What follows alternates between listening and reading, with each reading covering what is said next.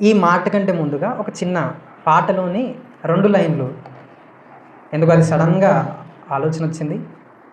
వంశీ అన్న రాసిందే. సిలువ విలువే నరులకి అర్థమయ్యేదెప్పుడో,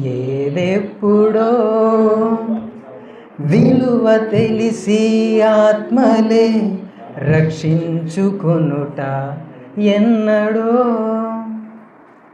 నిజంగా సిలువ విలువ తెలిస్తే మన జీవితాలలో విలువలు కూడా మనము ఖచ్చితంగా తెచ్చుకుంటాం. ఇంతకు మునుపు 4వ మాటలో ప్రభువు పడిన ఆవేదన అంత ఇంత కాదు. ఆ 4వ మాటలో మనం ఆలోచించిన ప్రభువు పడిన ప్రసవ వేదన గురించి పరిశీలించిన విషయాలు అన్నీ ఇన్ని కాదు.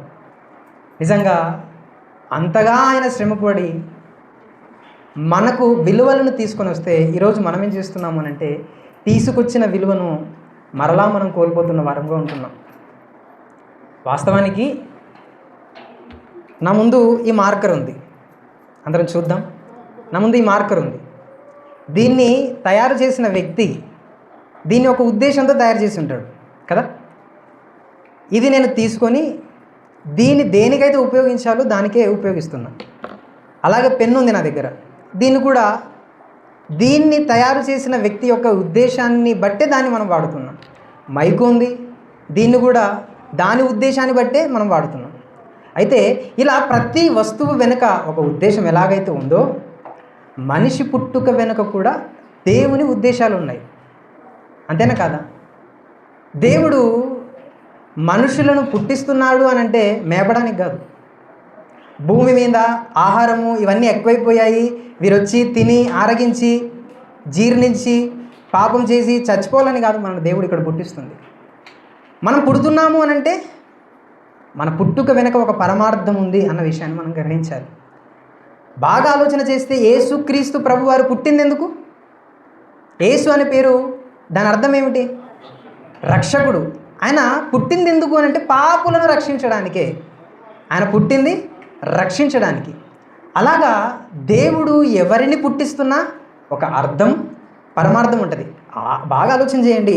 మనిషి పుట్టించే ఈ స్కెచ్కే అంటే ఈ పెన్నుకే ఇంత ఆలోచన ఉంటే 6 అడుగుల మనిషి వానికి కావలసిన సమస్తాన్ని మీరు దేవుని స్తుతించేటప్పుడు ఎలా స్తుతిస్తున్నారో తెలియదు, కానీ దేవునికి కృతజ్ఞతాస్తుతులు చెల్లించేటప్పుడు నేను స్తుతించే విషయము, దేవా ఇదిగో ఒక చిన్న సూక్ష్మకణం, నేను ఆ యుద్ధంలో నాకు తోడుగుండి నా తల్లి గర్భంలో 9 మాసాలు నా అవయవాలను నువ్వు నిర్మించావు కదా దేవా. ఆ 9 మాసాలు కూడా ఎప్పుడైనా సందర్భాలు వస్తే మాట్లాడదాం, ఏ నెల ఏ ఒక అవయవం అనేది ఏర్పడుతుందనే విషయాన్ని కూడా మనం ఎప్పుడైనా ఆలోచన చేద్దాం దేవుడు కృప చూపితే. దేవా ఇదిగో ఆ ఉమ్మ నీరేమైనా ఆ ఉమ్మ నీరు అని అంటే మనలాగా ఫిల్టర్ వాటర్ కాదు, జిగురు పదార్థం ఉండే ఆ నీటిలో నాకు ఊపిరినిస్తూ ఇదిగో ఆ 9 నెలలు నేను అక్కడ కాపాడబడి ఇదిగో ఈ లోకానికి రావడానికి నువ్వు నన్ను ఎంతగా కాపాడుతున్నావు దేవా, అందును బట్టి స్తోత్రం అని చెప్తా. అయితే ఈ విషయాన్ని ఎందుకు మాట్లాడుతున్నా అంటే దేవుడు ఏ సంకల్పం లేనిదే తల్లి గర్భంలో ఉమ్మ నీరులో 9 నెలలు మనం కాపాడతాడు కదా. అర్థం ఉంది, మన జీవితానికి ఒక అర్థం ఉంది, పరమార్థం ఉంది. అందుకోసమే దేవుడు మనను ఆ అమ్మ కడుపులో ఉమ్మ నీరులో ఊపిరి ఆడని ప్రదేశంలో కూడా కాపాడుతున్నాడు. మనం ఏం చేస్తున్నాము అని అంటే మనం పుట్టిందే పాపం చేయడానికి అన్నట్టుగా, లేదంటే మనం పుట్టిందే ఇష్టసారంగా తిని సుఖించి ఎంజాయ్ చేయడానికి అన్నట్టుగా చాలామంది లోకులు కూడా ఏమని మాట్లాడుతుంటారు, నెక్స్ట్ క్షణం ఏం జరుగుతుందో తెలియదు, ఈ క్షణం ఎంజాయ్ చేయాలి సుఖించాలి అనే మాటలు మాట్లాడుతుంటారు. అందుకోసం కాదు, దేవుడు మనను పోషిస్తున్నాడన్నా కాపాడుతున్నాడన్నా కాపాడబోతున్నాడు అని అన్నా ఆయన యొక్క పరమార్థం ఏదో మనపైన ఉంది, అందు నిమిత్తమే మనల్ని ఇంకా కాపాడుతున్నాడు కదా. కానీ ఈ జీవిత సత్యాన్ని గుర్తెరగక నేను కావచ్చు మనమంతా కూడా కావచ్చు దారి తప్పిపోతున్న గొర్రెల వలె మనము వెళ్ళిపోతున్నాం. మన గమ్యానికి కాకుండా అనవసరమైన లక్ష్యాలను ముందు పెట్టుకొని ప్రభు వైపు మన దృష్టి కాకుండా పాపం వైపు మన దృష్టిని మళ్లించుకుంటున్నాం. అయితే యేసుక్రీస్తు ప్రభువారు శరీరధారిగా ఈ దివికి దిగి వచ్చిన తర్వాత ఆయన పుట్టింది మొదలుకొని ఆయన పుట్టింది మొదలుకొని శిలువ మరణములో 6 గంటలు ఆ ప్రసవ వేదన అని చెప్పాను కదా, అప్పటి వరకు ఆయన కన్ను మూసే వరకు ఆయనకున్న అంతిమ లక్ష్యం తండ్రి యొక్క పనిని నేను పూర్తి చేయాలి. ఎక్కడ కూడా డైవర్ట్ అవ్వలేదు, ఎక్కడ కూడా డైవర్టే అవ్వలేదు. మనము కూడా మన ఆత్మీయ జీవితాలలో ఎదుగుతూ ఉన్నప్పుడు మనల్ని డైవర్ట్ చేయడానికి ఎన్నో పరిస్థితులు ఎదురవుతాయి. మన గత జీవితపు బలహీనతలు మనల్ని మరలా వెంటాడతాయి. ఎంత వెంటాడుతాయి అని అంటే, ఒకప్పుడు నువ్వు పాపం చేస్తున్నప్పుడు కూడా ఆ బలహీనత నిన్ను అంత వెంటాడిందో లేదో తెలియదు, కానీ ఎప్పుడైతే మనం దేవుని కోసం నికార్సుగా నిలబడాలి అనుకుంటామో ఆ సమయంలో నీ బలహీనతలు నిన్ను వెంటాడుతాయి, వేధిస్తాయి, మరలా ఆ పాపాన్ని చెయ్యమని నీకు ఉర్రూతలు ఊరెక్కిస్తాయి. అలాంటి సమయంలో ఆ కోరికలకు కళ్ళెం వేయాలి, ఆ ఆలోచనలకు కళ్ళెం వేయాలి. ఫైనల్గా ప్రభువుని మన జీవితం ద్వారా గణపరచగలగాలి. అలాంటి పనే యేసుక్రీస్తు ప్రభువారు చేశారు. మీరు బాగా చూస్తే యోహాను సువార్త 19వ అధ్యాయము, యోహాను సువార్త 19వ అధ్యాయము 28వ వచనంలో ఒక్క మాట నేనే చదువుతా. అటు తర్వాత సమస్తమును అప్పటికే సమాప్తమైనదని ఏమంటున్నాడు? అటు తర్వాత సమస్తము అంటే ఆయన దేనికోసము నిర్ణయింపబడ్డాడో లేదంటే దేనికోసం పంపబడ్డాడో ఆ సమస్తము సమాప్తము. బాగా ఆలోచన చేయండి. సమస్తము ఆయనకు అప్పగించిన పనిలో దేనిని మిగిలించకుండా అన్నిటినీ సమాప్తము చేసి ఆ పనిని సంపూర్తి చేశాడు. ఇంగ్లీష్లో మనం ఆలోచన చేస్తే ఇట్ ఈజ్ ఫినిష్. ఇంతకు మునుపు 4వ మాట మనం మాట్లాడినప్పుడు ఆ కేక వెనుక ఒక ఆవేదన ఉంది అని మాట్లాడాం. నా దేవా నా దేవా నా చెయ్యి ఎలా విడిచితివి అనే కేక వెనుక ఏముంది అని అంటే అందులో ఆవేదన ఉంది. ఆ కేక వెనుక ఆవేదన ఉంది. ఈ కేక వెనుక విజయం ఉంది, ఒక విజయం ఉంది. ప్రభువారు తనను దేవుడు ఎన్నుకొని నియమించిన పనినంతటిని పూర్తి చేశాను అని ఒక విజయముతో ఆయన అరుస్తున్న కేక ఇది. నా పని సమాప్తమైంది దేవా, ఇదిగో నువ్వు పంపించిన పనిని దేనిని కూడా మిగిల్చకుండా నేను పూర్తి చేశానయ్యా అని మాట్లాడుతున్నాడు. బాగా ఆలోచన చేయండి. వాస్తవానికి మనిషి ఈ భూమి మీద నడుస్తూ ఉన్నప్పుడు, ఈ భూమి మీద కొనసాగుతున్నప్పుడు ఎన్నో లక్ష్యాలను ముందు పెట్టుకుంటాడు. కానీ ఆ లక్ష్యాలను ఛేదించక ముందే కుటుంబ సమస్య, ఆర్థిక సమస్య, వ్యక్తిగత సమస్య, ఇలా ఎన్నో కొన్ని సమస్యలు చుట్టుముట్టిన వెంటనే మనం ఏం చేస్తామనంటే మన లక్ష్యాన్ని ఛేదించకుండా ఈ సమస్యలను బట్టి ఆగిపోతాం కదా. కానీ యేసుక్రీస్తు ప్రభువారిని ఎన్ని సమస్యలు వెంటాడినా ఆయన సమస్తము సంపూర్తి చేసే వరకు అలసిపోలేదు, ఆగిపోలేదు. మానవ శరీరాన్ని ధరించుకునే ఉన్నాడు. శిలువ శ్రమను ఆయన మీద మోపుతున్నప్పుడు ఒక్క మాట, నేనే తప్పు చేయలేదు అని ఆ గవర్నర్ దగ్గర మాట్లాడితే అదంతా ఆగిపోద్ది. కానీ ఆయన పంపబడింది దేనికి అని అంటే పాపులను రక్షించడానికి అనే ఒక స్పృహ ఆయనకుంది. కాబట్టి ఒక గొర్రెపిల్ల ఎలాగైతే మౌనంగా ఉంటుందో అలా యేసుక్రీస్తు ప్రభువారు మౌనిగా ఉన్నాడు. కొరడాలతో ఆయన చర్మాన్ని చీలుస్తున్నా మౌనంగా ఉండిపోయాడు. ముళ్ళ కిరీటాన్ని ఆయన తలకు గుచ్చుతున్నా వ్యతిరేకించలేదు. ఇదిగో ఊదారంగు వస్త్రాన్ని ఆయనకు తొడిగిస్తున్నా అడ్డుపడలేదు. నేనే తప్పు చేయలేదు, నన్ను ఎందుకు శిక్షిస్తున్నావు? ఒకనాడు అన్నాడు కదా, ఛాలెంజ్ విసిరాడు కదా, నాలో పాపం ఉంటే స్థాపించగలవాడు ఎవడు అని సవాలు విసిరిన ప్రభువు ఇక్కడ కూడా సవాలు విసిరే అవసరం ఉంది అనంటే ఖచ్చితంగా ఒకవేళ ఆయన విసరగలే అవకాశం ఉంది. కానీ ఆయన పంపించిన పని మీద ఆయనకు ఆశా ధ్యాస ఉంది. నేను వచ్చింది ఎందుకు? మానవుల పాపాన్ని తీసివేయడానికి. దానికోసం నేనేం చేయాలి అని అంటే నా పనిని నేను పూర్తి చేయాలంటే ఇప్పుడు నేనేం చేయాలి? మౌనంగా ఉండాలి అని ఆయనను హింసిస్తున్నా, నలగొడుతున్నా మౌనంగా ఉండిపోయాడు. మౌనంగా ఉండి ఆయన ఎంతైతే తగ్గించుకోవాలో అంత తగ్గించుకొని ఇదిగో 6 గంటలు, ఇంతకుముందు మాట్లాడుకున్నాం కదా, 6 గంటలు ఊపిరి పీల్చుకొని వదలడానికి కూడా వ్యసన పడుతున్నా సరే, ఇంతకు మునుపు మనం చూసాం కదా, క్షమిస్తున్నాడు. ఇంకా అక్కడ తల్లి బాధ్యతను ఇతరులకు అప్పగిస్తున్నాడు. దప్పికొంటున్నాను అనే ఈ లేఖనాన్ని అంటే వాక్యమై ఉన్న దేవుడు వాక్యాన్ని కూడా నెరవేరుస్తున్నాడు. ఇదిగో ఇలా సమస్తము ఆయనకు ఏదైతే నియమింపబడిన అంశం ఉందో ప్రతీది నెరవేరుస్తున్నట్టుగా, అది ఎక్కడ భూమి మీద సాధారణంగా తిరుగుతున్నప్పుడే కాదు, కానీ సిలువలో ఎంతో వేదనకరమైన శ్రమను అనుభవిస్తూ కూడా పని మీద తనకున్న ఆశ ధ్యాస మనం ఆలోచన చేయాలి. మనకు కూడా సంఘములో కానీ, కుటుంబంలో కానీ, సమాజంలో కానీ కొన్ని బాధ్యతలు వచ్చినప్పుడు ప్రభువులాగా మన పని మీద మనము ఆశని ధ్యాసని కలిగి ఉండాలి. వెంటనే మనము ఉపయోగించే మాట ఏంటంటే మర్చిపోయా. కానీ ప్రభువు ఏనాడు మర్చిపోలేదు, ఏనాడు విడిచిపెట్టలేదు.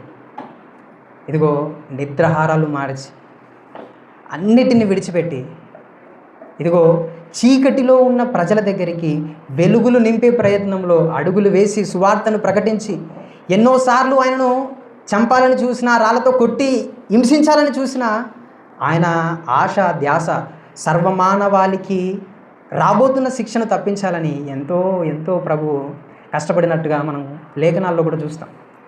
అయితే ఇందులో భాగంగా ఒక్క విషయాన్ని మనం ఆలోచన చేస్తే మత్తయి సువార్త 4వ అధ్యాయం అంటే ప్రభువు ఇంత లక్ష్యాన్ని కలిగి ముందుకు పోతున్నప్పుడు తను ఎదుర్కొన్న ఆటంకాలని, అవరోధాలని 1-2 చూసుకొని నేను ముగించే ప్రయత్నం చేస్తాను. మత్తయి సువార్త 4వ అధ్యాయము మనం 3-10 వచనాలు చాలా ఉంటాయి.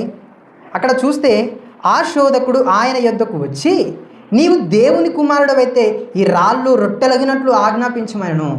అందుకు ఆయన మనుషుడు రొట్టె వలన మాత్రమే కాదు కానీ దేవుని నోటి నుండి వచ్చు ప్రతి మాట వలన జీవించునని వ్రాయబడి ఉన్నది. నేను చూడండి, ఇక్కడ 3-10 వచనాలు కూడా ప్రభువు శరీరధారిగా ఉన్నప్పుడు తన శరీర బలహీనతలను బట్టి అపవాది ఏం చేస్తున్నాడు?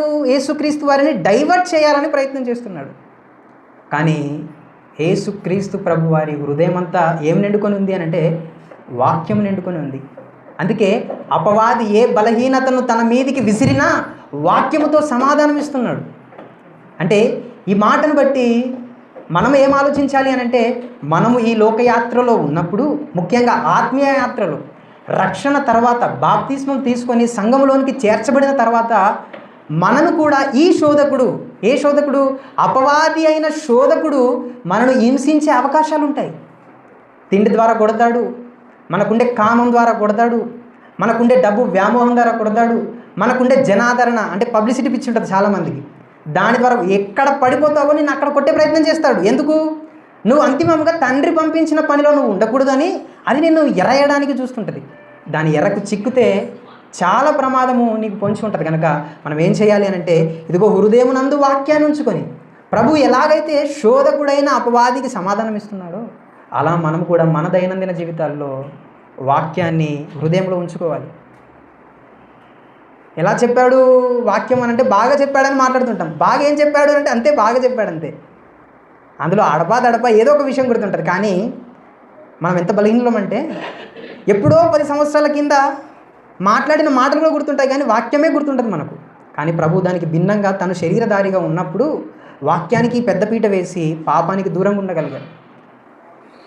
ఈ విషయాన్ని మనం బాగా ఆలోచన చేస్తే మనం కూడా మన దైనందిన జీవితాల్లో, అందుకోసమే గ్రూప్లో కానీ వ్యక్తిగతంగా కానీ బైబిల్ చదవండి అని ఎందుకు చెబుతున్నానంటే, వాస్తవానికి నేను కూడా పెద్ద బలహీనుడను, కొన్ని విషయాలలో చాలా బలహీనుడను.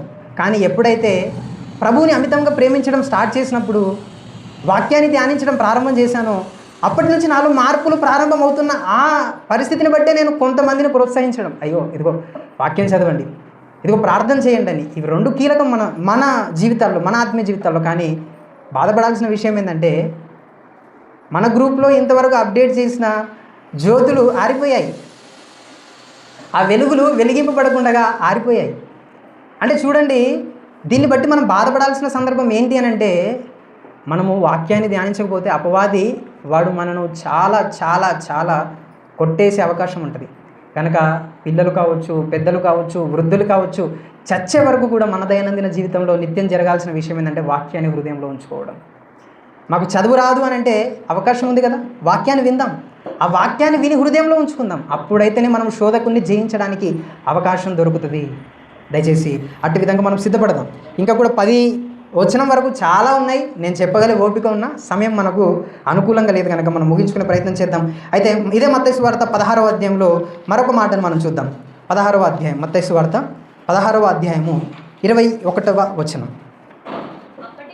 అప్పటి నుండి యెరూషలేమునకు వెళ్ళి పెద్దల చేతను, ప్రధాన యాజకుల చేతను, శాశ్వత చేతను అనేక హింసలు పొంది చంపబడి మూడవ దినమున లేచుట అగత్యమని యేసు తన శిష్యులకు తెలియజేయ మొదలుపెట్టగా పేతురు ఆయన చేయి పట్టుకొని, ప్రభువా అది నీకు దూరమగునుగాక, అది నీకెన్నడూ కలగదని ఆయనను గద్దింపసాగెను. అయితే ఆయన పేతురు వైపు తిరిగి, సాతానా నా వెనకకు పొమ్ము. ఇక్కడ చూడండి, మాట్లాడుతుంది ఎవరు? పేతురు గారే. కానీ పేతురు గారిని ప్రేరేపిస్తుంది ఎవరంట? అపవాది, సాతానుడు. అయితే ఈ విషయాన్ని ఎందుకు ఆలోచిస్తున్నామంటే, కొన్నిసార్లు ఆత్మీయులే అని అనుకుంటాం, కానీ మనకు తెలియకుండా వారి మాటలు మనను అనర్థాలకు నడిపిస్తాయి, పాపానికి నడిపిస్తాయి. కొన్నిసార్లు అవతల వాళ్ళు మనను లాలించే విధంగా లాలనా మాటలు మాట్లాడుతుంటారు, కానీ అందులో ఉన్న వాస్తవాన్ని మనం గుర్తెరగకపోతే చాలా ప్రమాదం పొంచి ఉంది. ఇక్కడ కూడా యేసుక్రీస్తు ప్రభువారి శిలువ బలియాగము మనుషుల పాప పరిహార్థమై ప్రభువు చేయబోతున్న విషయాన్ని గురించి చెప్తుంటే, పేతురు గారిలోనికి సాతానుడు ప్రవేశించి అది నీకు జరగొద్దు అని మాట్లాడుతున్నాడు. అది జరగొద్దు అని అంటే ఏం జరగొద్దు? యేసుక్రీస్తు ప్రభువారు పుట్టిన పరమార్థం జరగొద్దని పేతురు గారు మాట్లాడుతున్నాడు. అందుకోసమే వెంటనే యేసుక్రీస్తు ప్రభువారు గద్దిస్తున్నట్టుగా, సాతానా నా వెనుకకు పొమ్ము, పేతురు అనట్లేదు, పేతురు గారిలో దూరిన సాతానుడిని గద్దిస్తున్నాడు. అంటే పరిపక్వత, వాక్యపు లోతుల్లో మనము బ్రతుకుతున్నప్పుడు అవతల వాళ్ళు మాట్లాడే స్టాండర్డ్ ఏంటి, వాళ్ళు ఏ ఉద్దేశాలతో మనను ఢీ కొడుతున్నారు అనే ఒక అవగాహన మనకు ఉంటుంది. అందుకోసమే వాక్యం ప్రాముఖ్యం. అందుకే మన దైనందిన జీవితంలో వాక్యాన్ని అనుదినం చదువుతూ ఉండాలి, పరిశీలించగలగాలి, లోతైన విషయాలు తెలుసుకుని ఇతరులను నిలబెట్టగలగాలి. ఇదిగో యేసుక్రీస్తు ప్రభు వారు అదే చేస్తున్నారు. తన జీవితంలో, తన హృదయంలో నిత్యము వాక్యానికి, వాక్యమైన దేవుడు కదా, వాక్యమైన దేవుడు వాక్యము హృదయంలో ఉంచుకొని శరీరధారిగా ఉన్నప్పుడు ఆయనకు ఎదురవుతున్న అవరోధాలను ఎంత చాకచక్యంగా ఎదుర్కొంటున్నాడో మనం గ్రహించగలగాలి. ఇదిగో అందుకోసమే వాక్యము చాలా చాలా ప్రాముఖ్యం. ఆ వాక్యాన్ని మన హృదయంలో ఉంచుకోవడము అత్యంత ప్రాముఖ్యం. మీరు బాగా చూస్తే ప్రసంగి గ్రంథంలో ఒక మాట ఉంటుంది. ప్రసంగి గ్రంథము 7వ అధ్యాయము 8వ వచనంలో ఒక మాట ఉంటుంది. కార్య ఆరంభము కంటే కార్యాంతం మేలు చాలు. ఇక్కడ చూడండి, పనిని ప్రారంభించడం కాదంట, ఆ పనిని ముగించడము గొప్ప అని మాట్లాడుతున్నాడు, మేలు అని మాట్లాడుతున్నాడు. నిజంగా ఈ మాటను యేసుక్రీస్తు ప్రభు వారు నెరవేర్చారు. ఆయన పనిని ప్రారంభించాడు. ఆ పనిని ప్రారంభించే పనిలో అంతిమముగా సిలువలో తను మరణమయ్యేంత వరకు కూడా కార్యాన్ని ఎలాగైతే ఆరంభం చేశాడో దాన్ని అంతే గొప్పగా ముగించి అక్కడ సమాప్తమైనది అని ఒక విజయ కేకను ఆయన అరుస్తున్నాడు. 4వ మాటలో ఆవేదన ఉంటే ఈ 6వ మాట వెనక విజయం ఉంది. యేసుక్రీస్తు ప్రభు వారి విజయం సర్వమానవాళి పాపానికి శిక్ష ఏదైతే ఉందో దానికి అంతం, దాని తర్వాత రక్షణ ప్రారంభం. అప్పటి వరకు మానవుడు మగ్గిపోతున్న పాపానికి పులిస్తప్పడిన రోజు అది. ఇదే శుక్రవారంన ప్రభువు తను పంపించిన పనిని సమాప్తం చేసి విజయ కేకను విసురుతున్న సమయం అది. నిజంగా ఎంత గర్వము అని అంటే, నిజంగా ఈరోజు మనకంటూ ఒక నిరీక్షణ ఉంది కదా, మనకంటూ ఒక ధైర్యం ఉంది కదా, అది ఈ మాట ద్వారానే మనం పొందుకోగలిగాం. ప్రభువు సమస్తమును సంపూర్తి కాకుండా అసంతృప్తిగా ఏదైనా వదిలివేసి ఉంటే ఈరోజు మనకు ధైర్యం లేకపోయేది. ఈరోజు మనం సంఘంలోకి చేర్చబడే వారమే కాదు, కానీ మనకంటూ ఒక ధైర్యాన్ని ఇచ్చాడు, భరోసానిచ్చాడు, మన బ్రతుకులకు విలువలను ఇచ్చాడు. ఈ 6వ మాట వెనక ఏముంది అని అంటే విజయం ఉంది. విజయం సర్వమానవాళి పాప పరిహారార్థమై ప్రభువు తన రక్తాన్ని చిందించి తన శరీరాన్ని నలగొట్టుకొని ఊపిరి పీల్చుకొని వదలలేని స్థితిలో కూడా తను పంపబడిన పనిని సంపూర్తి చేయగలిగాడు అని అంటే నిజంగా ఆయన మనను ఎంతగా ప్రేమిస్తున్నాడు కదా. ఆయన ప్రేమకు పరిమితులు లేవు, చాలా అపరిమితముగా ఆయన మనను ప్రేమిస్తున్నాడు. ఇంకొక మాట చూసుకొని ముద్దాం. యోహాను సువార్త 3వ అధ్యాయం 17వ వచనం. యోహాను సువార్త 3వ అధ్యాయము 17వ వచనం. లోకము తన కుమారుని ద్వారా రక్షణ పొందుటకే గాని లోకమునకు తీర్పు తీర్చుటకు దేవుడు ఆయనను ఈ లోకములోనికి పంపలేదు. ఆయనను పంపించడానికి గల ఉద్దేశము, కారణము, తండ్రి పంపించడానికి లేదా ప్రభువు రావడానికి గల ఉద్దేశం ఏంటి అని అంటే రక్షణ. మనుషులకు ఏదైతే శిక్ష ఉందో ఆ శిక్ష నుంచి తప్పింపబడి మన స్థానంలో ప్రభువు శిలువ బలియాగం కాబడి ఆ బలియాగం ద్వారా మనకు రక్షణ రావడానికి ఆయన పంపబడ్డాడంట. ఇదిగో ఆ పనిని ఆ పనిని సమాప్తం చేసి ఆయన విజయముతో అరుస్తున్న కేక ఇది. ఆయన వచ్చింది తీర్పు తీర్చడానికి కాదు. ఇదిగో వ్యభిచారమందు పట్టబడిన స్త్రీని ఏమని మాట్లాడాడు? ఇదిగో అమ్మా, నేను కూడా నీ మీద రాయి వేయను, ఇక మీదట నుంచి నువ్వు పాపం చేయకు. ఆయనకు అవకాశం ఉంది, రాయి వేసే అవకాశం ఉంది. చిన్న రాయి కాదు, పెద్ద బండరాయి తీసుకొచ్చి ఆమెను చంపేసే అవకాశం ప్రభువుకు ఉంది. కానీ ఆయన వచ్చింది ఎందుకు? తీర్పు తీర్చడానికి కాదు, రక్షించడానికి. పాపపు పరిస్థితుల్లో మగ్గిపోతున్న ప్రజలను బయటికి తీయడానికి ఆయన వచ్చాడు. కాబట్టి అందుకోసమే ఆయన రక్షించే పనిలోనే ఉన్నాడు. ఎవరిని శిక్షించలేదు. శిక్షించే పని నాది కాదు, రక్షించే పనే నాది అని ఆ పనినే జీలుగా పెట్టుకొని, ఆ పనినే అంతిమంగా పెట్టుకొని నడుస్తున్నాడు. ఈరోజు ప్రభువుకి ఎలాగైతే ఒక పని అప్పగించబడిందో అలా మనకు కూడా కొన్ని పనులు దేవుడు అప్పగించాడు. అది సంఘ బాధ్యతనా, కుటుంబ బాధ్యతనా, సంఘంలో వివిధ బాధ్యతలు ఉంటాయి. బల్ల పరిచర్యనా, ఇదిగో పాటల పరిచర్యనా, ఇదిగో వ్యక్తిగతంగా ఏ పరిచర్య ఉన్నా ఆ పరిచర్యకు మనం అంకితం కావాలి. మీరు సమయాన్ని ఎలా కేటాయిస్తారో తెలియదు, కానీ నేను ప్రతి విషయంలో ఇది మర్చిపోవద్దు, ఒక సైడ్ దీన్ని చేస్తూ, ఒక సైడ్ దాన్ని చేస్తూ, వీటన్నిటిని బ్యాలెన్స్ చేస్తూ, మళ్ళీ హెచ్చరిస్తూ, మళ్ళీ ఫాలోఅప్స్ చేస్తూ, ఇలా ఒక తృష్ణ ఆలోచన నన్ను వెంటాడుతూ ఉంటుంది. అంటే నేను అంతిమంగా అన్నీ చేస్తానంటే నేను కూడా వదిలిపెడుతుండొచ్చు.